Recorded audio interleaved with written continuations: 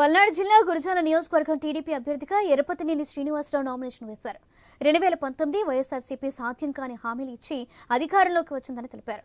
ఏపీలో సీఎం జగన్ రాజారెడ్డి రాజ్యాంగాన్ని అమలు చేస్తున్నారని ఆగ్రహం వ్యక్తం చేస్తూ తాను మీసం మెలేస్తాను తొడగొడతానని కాసు మహేష్ రెడ్డి అంటున్నారని, పల్నాడులోని మీసాలు రోషాలు ఉంటాయని తెలిపారు. మే 13 జరిగే ఎన్నికల వైసీపీ అంతానికి నాంది కాబోతుందని ఎరపతినేని జోష్యం చెప్పారు.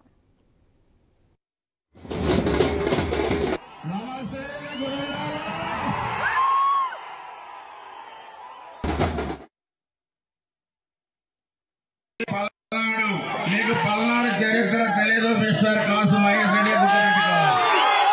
అందుకే ఈ ఎన్నికలు వచ్చే ఎన్నికలు మే 13 తారీఖు జరగబోయే ఎన్నికలు కాసు మహేష్ రెడ్డి అహంకారానికి గురజాల ఆత్మగౌరవానికి మధ్య పోటీ అని చెప్పి కూడా మీ అందరూ కూడా తెలియజేస్తారు. ఈ 20 రోజులు మీరందరూ కూడా 3 పార్టీల కూటమి గట్టిగా పనిచేయండి. వాళ్ళ దురాగతాలు చెప్పండి. మనం చేసిన అభివృద్ధి కార్యక్రమాలు, చేయబోయే అభివృద్ధి కార్యక్రమాలు చెప్పండి. మీరు 20 రోజులు పనిచేయండి. రేపు గెలిచిన తర్వాత మేము 5 సంవత్సరాలు మీకోసం పనిచేస్తామని చెప్పి కూడా మీ అందరూ కూడా